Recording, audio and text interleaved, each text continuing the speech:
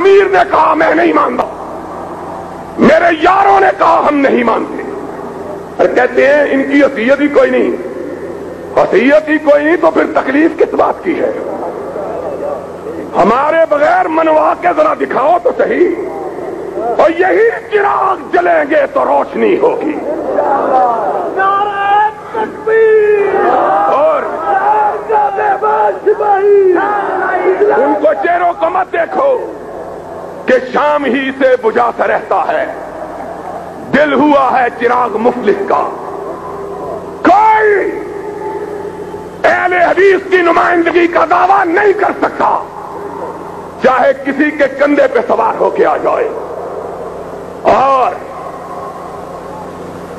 اہل حدیث وہی ہے جو نہ غیروں کا سہارا لے نہ دوسروں کا سہارا لے، وہ وہی بات کہے جو قرآن میں موجود ہو، محمد کے فرمان میں موجود ہو۔ کہہ گے تمہارے مان گئے، ہم نے کہا جو مان گئے وہ جان سے گئے، اور جو مان گئے وہ جان سے پہچان سے بھی گئے۔ اگر کبھی ان کا راستے میں چلتے ہوئے ایکسیڈنٹ ہو جائے، کئی دن ان کی لاش سرد خانے میں پڑی رہے، کسی کو پتہ ہی نہیں چلے کہ مرنے والا کون تھا، تم کیا بات کرتے ہو؟ سنو، پھر ہماری للکار گونجی، ہم نے کہا سن لو، ہم نے اس ملک کو قرآن و سنت سے وابستہ رکھنے کی قسم کھائی ہے، اور اونچی کہو قرآن و سنت سے وابستہ رکھنے کی، ہاتھ بلند کر کے کہو ہم نے قرآن و سنت سے وابستہ رکھنے کی قسم کھائی ہے۔ دنیا کا کوئی شخص ہم سے غیر شریعت کو شریعت منوا سکتا؟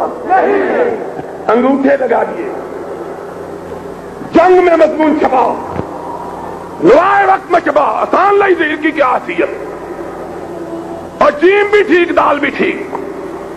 اور ایک مولوی صاحب نے کہا انگریز کے قانون سے تو اچھا ہے، میں نے کہا نہیں، حضرت علی مرتضیٰ نے کہا تھا کلمۃ حق ارید بہا الباطل، بعض دفعہ سچی بات کہہ کے مراد جھوٹی ہوتی ہے، انگریز کے قانون سے اچھا نہیں ہے۔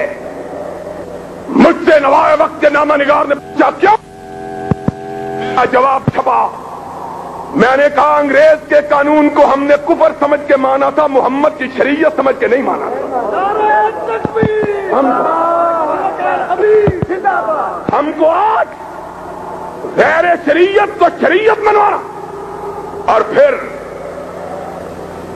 ان فقیروں کی بات رنگ لائی، اور ہم مسکرائے کہ کیا عشق نے سمجھا ہے اور کیا حسن نے جانا ہے، ہم خاک نشینوں کی ٹھوکر میں زمانہ ہے۔ بڑی بڑی جماعتیں بسمل کی طرح تڑپ رہی تھی، کہہ رہے تھے بیڑا غرق ہو گیا ہے، استطان لائی ظہیر نے تلپ پٹ کر دیا۔ پھر جواب ملا کوئی نہیں، ہم نے جلسے کیے، پاکستان کی ایک آدھ جماعت کو چھوڑ کر کسی جماعت کا اتنا بڑا جلسہ نہیں، اور جلسے ہوں گے، اور بولو جلسے، اونچی بولو جلسے، جلسے انشاءاللہ اہل حدیث کی قوت منوائی جائے گی۔ مانے پھر بورڈ بیٹھا، اب پھر بددیانتی برتی گئی ہے، ہم سے اسی لیے ناراض ہیں، ہم سے اسی لیے خفا ہیں کہ دنیا کا کوئی شخص ہم کو ورغلا نہیں سکتا، بہلا نہیں سکتا۔ اور حضرت صاحب وہ ہیں کہ شاعر نے کہا تھا کھلونے دے کے بہلائے گئے ہیں، تمناؤں میں الجھائے گئے ہیں۔ میں نے کہا ہزار دام سے نکلا ہوں ایک جنبش میں، جسے غرور ہو آئے کرے شکار مجھے۔